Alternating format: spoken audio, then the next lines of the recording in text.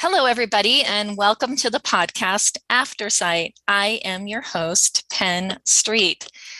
Today, we have with us Nick Isenberg, who lives in Glenwood Springs, Colorado. And Nick is the producer and the host of an amazing podcast called the Tactile Traveler. And I'm sure a lot of our listeners are already familiar with Nick and his podcast because he's been around for a long time. And Nick will tell us more about his podcast and the journey that sort of brought him to where he is today. Nick is also, he's had a very long, successful career as a journalist, which has taken him all over the world, and he's met some really incredible people, both from sort of the dark side of life to the sunny side, you could say. So Nick will tell us a little bit more about that. Nick was also, he was the second earliest baby born when he was in 1942. Most premature. Thank you. Yeah, you were born 90 days early. That is just remarkable, especially during that time, which of course, during that time led to blindness because of what was going on in the incubator that they don't do so much anymore. So Nick, welcome to the podcast. Well, thank you. It's a pleasure to be here.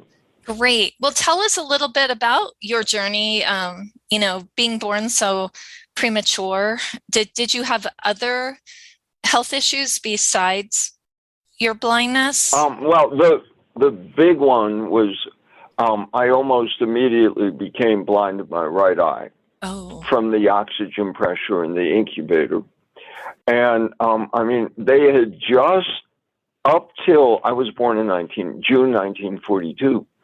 And up until 1942, the only place they had incubators were in sideshows at places like Coney Island.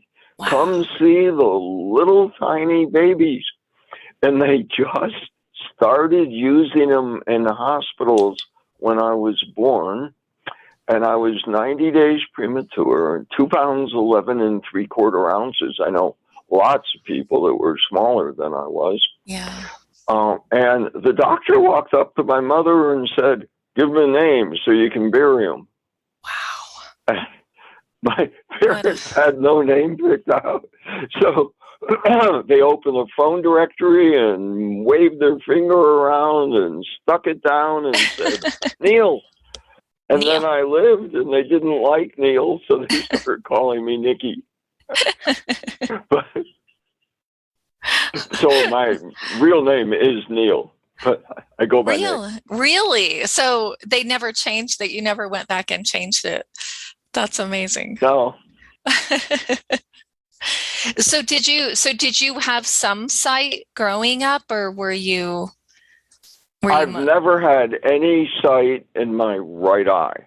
Okay. And then 10 years ago, because of screwed up eye surgery, I went legally blind, and I rejected 3 cornea transplants and ultimately had my second eye. My first eye was removed when I was 19. Okay. My second eye was removed about 2.5 years ago. Oh, so okay. I'm absolutely, totally blind now. Okay. Yeah, I'm also totally blind in my right eye, and it was removed. I guess it's been about 5 years now, and then I do still have a little peripheral in my left, but you just never know. I've also had 3 cornea transplants as well, and they didn't take. So we have quite a bit in common, which I did not know. So Nick, what made you decide as a kid to become a journalist, or was that later in life? Well, now when I look back, I was on my school paper in the 5th grade, and that was my first entree into journalism. Wow. But no, I was a caseworker for a long time. And I wanted to work in civil rights, and I was got a job as the public information officer for the Colorado Civil Rights Commission. And lo and behold, they were helping people discriminate instead of stopping them. And I had a press conference, announced it, got fired and blackballed and couldn't get a job. And I was hanging out at a because you disagreed with what they were doing and you spoke out. That's why. Oh, yeah. And under it's against the law to aid and abet in discrimination. And in my job, by doing nothing, I was aiding and abetting in discrimination. Good for you. Anyway, I was at a neighborhood community center that had a rehab office. And Tony Francavilla and I had been friends. We sat next to each other in classes at University of Denver. And so Tony said, I had a radio show called Part of the Solution. Like, if you're not part of the solution, you're part of the problem. Exactly. For the Civil Rights Commission on 18 stations. And Tony said, wow, that radio show, you did a good job on that radio show. Let me send you to broadcasting school. I wasn't even a rehab client. 3 days later, I was in broadcasting school. Wow, that's such a great story. Right. And then everybody else wanted to be a disc jockey. They were almost all rehab clients there. And everyone else wanted to be a disc jockey but me, and that didn't appeal to me, and I wanted to be a reporter. And I started out with working for a cable station in Estes Park. Then two friends and I started a cable station in Estes Park. And did you know Nick? Started working in broadcast and so forth. Who did you work with in Estes Park? John Grace. John Grace. Okay. Well, yeah. He lives in Savannah, Georgia now. He teaches film. So anyway, I became a reporter, and since then I've been news director of KMTS here in Glenwood Springs, and I've been TV bureau chief, general assignments reporter for one station, and then I've been a bureau chief for 3 television stations. And so, I was a reporter, and I was a TV reporter, and usually I'd one-man band, which meant, like, if you saw me on CNN or something, I took my pictures.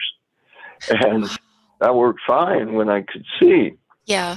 But then I started going blind, and it took, like 7 years or something. Yeah. And I became a student at the Colorado Center for the Blind. And we have class called philosophy. Yeah. In philosophy, you talk about what it's like to be blind and stuff.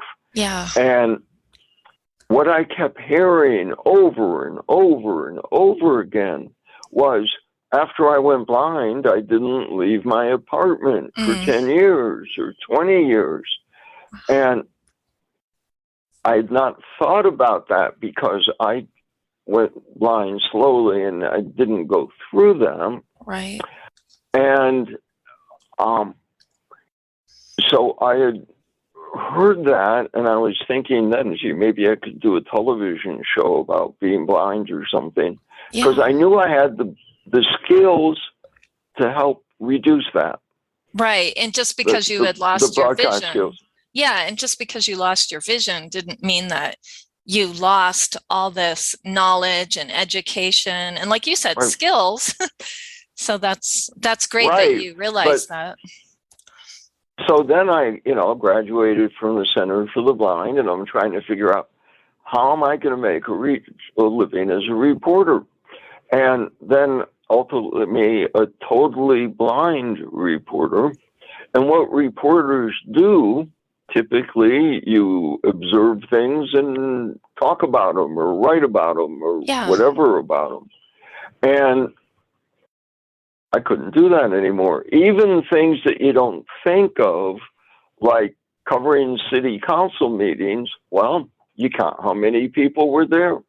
You count how many people are in line to yell about something, right, or whatever it is. So then I was thinking, well, I can't do that.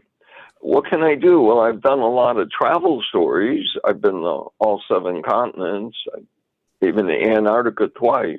Wow. And my favorite place before I went blind.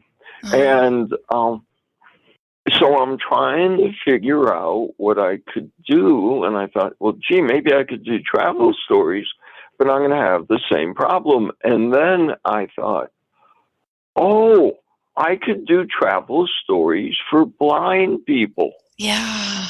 And bingo, everything fell into place. And I could call it the Tactile Traveler. And I immediately knew what I needed. I'd do this, and this. And then I had to have a place to produce it. And I had a friend who said, well, there's this thing called the Audio Information Network. Why don't you contact them? So I called you guys. Yeah. And ended up speaking to Kat. And I said, I need a place to produce this. And she said, well, we don't have any production facilities, but we'd love to run it if you have it. Yeah. So I called one station and he said, well, we don't have any facility you can use. So I called KDNK, Community Access Radio in Carbondale. And Raleigh Burley, who was then program director, answered the phone.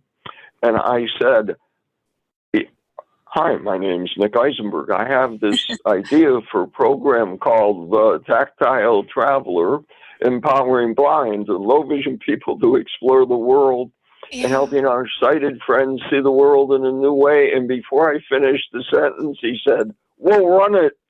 Oh. So not only are you a good journalist, you're a good salesperson. Yeah. So then, but it ended up that I produce it in my office at home anyway. Wow. So I do it here in my home office because with computers you can do that now. Yes. But since they ran it, it became an official radio program and structured, and it has to be 26 minutes and 30 seconds, and it's on once a month. It took a while before it became regular. Yeah. And from the first day, we made it a podcast also. Wonderful. And the very first show, program number 1, which was 3 years ago,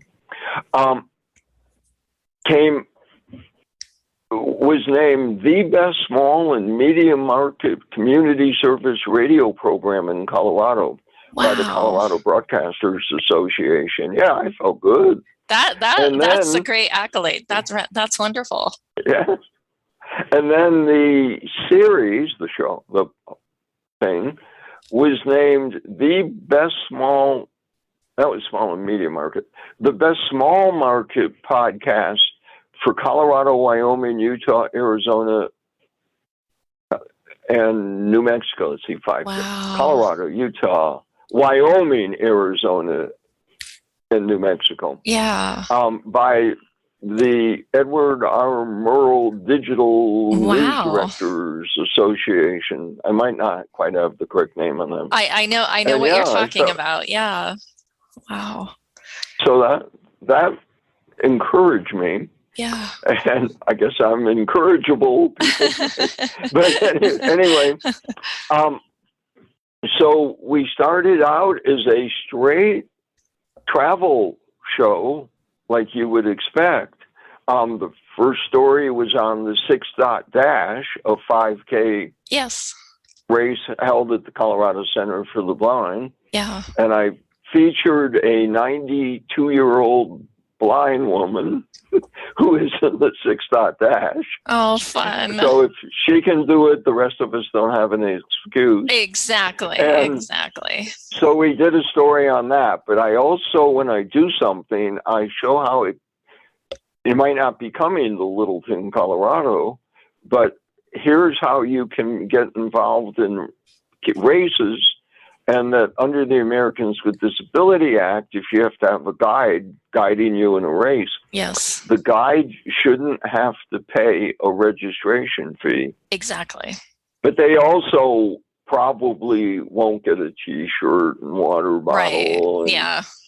pie and beer or whatever they were doing. Things like that. So we had a story on avalanche damage on the way to the Maroon Bells in Aspen. Yes. And Joanna Belmont was with me on that, and she has macular degeneration. So, you know, she's a macular degenerate, but she can see a little bit. Yeah. So we felt all these trees. There was just avalanche damage was amazing. So we felt these trees that had been bent over all the way to the ground. Oh my goodness. But we're still, and stuff like that. And she, I thought it was kind of a bad story, and I asked her, and she got so animated, it made it good. And then we did a story from a National Federation of the Blind convention on the future of self-driving cars and how we have to get involved.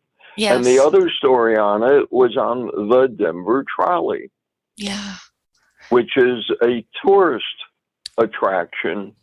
And so that was, you know, a typical travel show. All the stories were from Colorado, well, except for the one from the convention in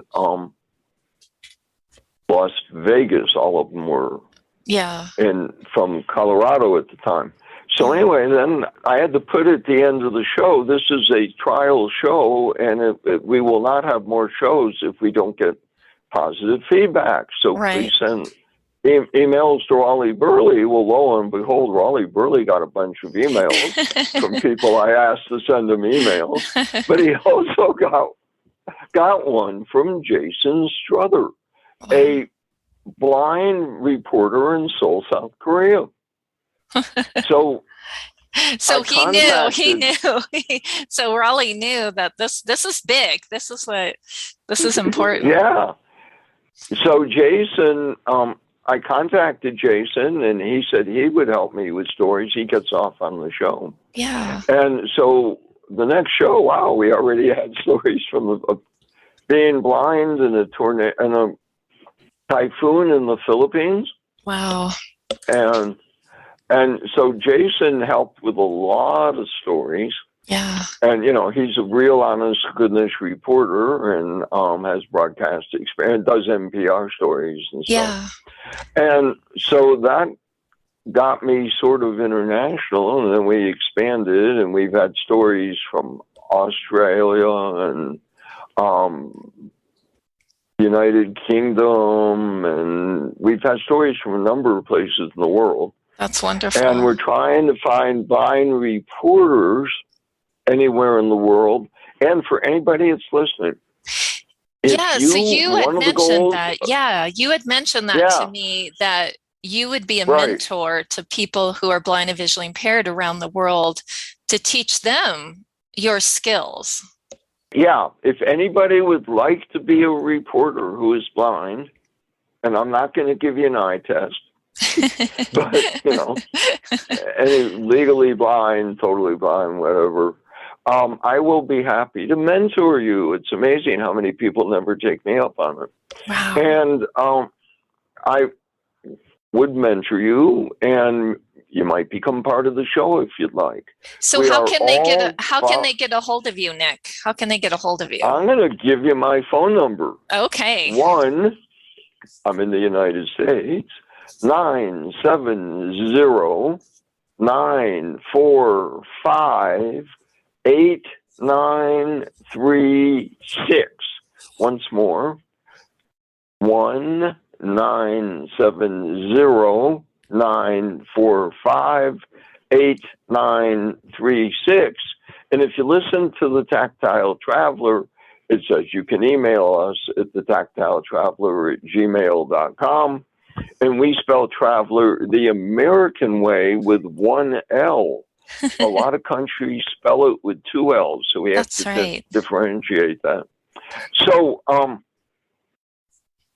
And we'll put those in the notes. We'll put your contact info in the notes of the podcast. So if you didn't have a pen handy or a slate and stylus or whatever you're using to capture notes, they'll definitely be in the notes of the podcast. So you can get that email and that phone number, as well as check out Nick's podcast if you haven't already. It's everywhere, right, Nick? It's you could get it on the broadcast through AINC, Colorado.org. But it's also on Apple. It's on Spotify. I don't know what other. Wherever you get podcasts. Yeah, on Stitcher. Yeah, it's everywhere. So. So that's great. It's like the coronavirus. We're everywhere. It's everywhere. So anyway, then all of a sudden we're doing travel stories and traditional travel stories, and all of a sudden COVID hits, and we have to do a travel show for people that can't go anywhere. That's right.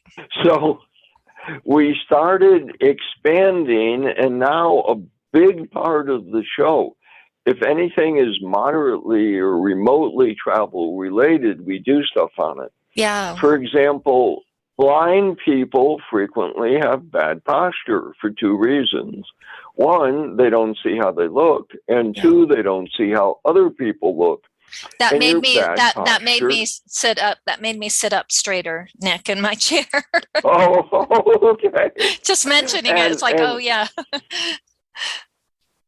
Right. Well, people don't tell us we have bad posture. Yeah. And when they do, I was always blind in one eye, so I twisted my head so I could see better, which meant I rounded my shoulders. And yes. And when my mother would scream at me, "Stand up straight, you look like a schlemiel," somehow that didn't help. No, and when I ultimately found out, I couldn't stand up straight because the muscles that held me correctly had atrophied, and the muscles that were holding me in bad posture were very strong. Yes. So I had to have physical therapy to straighten out everything out, but it created some long-term problems for me. Yeah. So we talked about like posture problems for blind people. We talked about, I'm sure something you don't have to worry about, Penn, but don't grab a blind person. That's true. Yes. Of course, you've never walked down the street and had a total stranger. Oh, never, ever, ever, ever. Nick, right. That's one of the reasons that I think your podcast is so popular is you have a great story, but you also give the resources, and so people can, whatever that knowledge is that you're putting out to the world, they can take that and apply it to their own lives and then their own community. And we only have a couple minutes left, Nick, but I did want you to mention, you interviewed a good friend of mine, Eric Weimeyer, who was the first blind person to summit Mount Everest. And I don't know if that show has dropped yet. It's going to be on next Tuesday. Oh, well, there you go. Okay. It'll be up as a podcast, I hope, before that. Okay. And it'll be on KDNK Community Access Radio at 4:30 Tuesday. And you also can Google the Tactile Traveler and you get KDNK's webpage, but it'll list all the shows and all the stories on all the shows. So if you want to look at the story on what to do if you're blind in an active shooter situation, you'll see what shows that on, and you can click on them. So that show will be on, and on it, I thank Penn Street for helping with the show. Thank you. You're welcome. You're welcome. And we also, like on that show, have a story on goat yoga. I've heard about goat yoga. I've never done it. So, yeah. Right. The goats don't do yoga. People do, and goats jump all over them. You'll listen to the show and you'll find out. You'll find out. And there's so many. It's such a huge variety. There's something for absolutely everybody on the show. And then also, even if you hear one like, oh, that doesn't sound like something I would get into, please listen to it, because Nick has such a great slant on the stories that you will find yourself really enjoying them. Well, Nick, thank you so much for being on the show today and being part of Aftersight. You definitely are the poster child for, that there is life after sight. And then also, Nick, I really, really have enjoyed getting to know you, and thank you so much for being part of the solution. Like you said earlier in the interview, that was a choice that you made. Instead of being part of the problem, you became part of the solution. And I'm sure you're aware of some of it because of the accolades that you have received with your broadcasting, but you really have changed people's lives throughout the world. And a lot of them you won't ever even know, but because of the stories that you have broadcast and produced over the decades that you've been in this industry have really changed a lot of lives out there. So thank you for that. Well, thank you very much. And just check out the Tactile Traveler. That's right. And thanks, everybody. Thank you. Thank you, Nick. Have a beautiful day. And all of you, be good to yourselves and take time to give somebody a smile. Sometimes that's all it takes to change somebody's day. So again, Nick, thank you.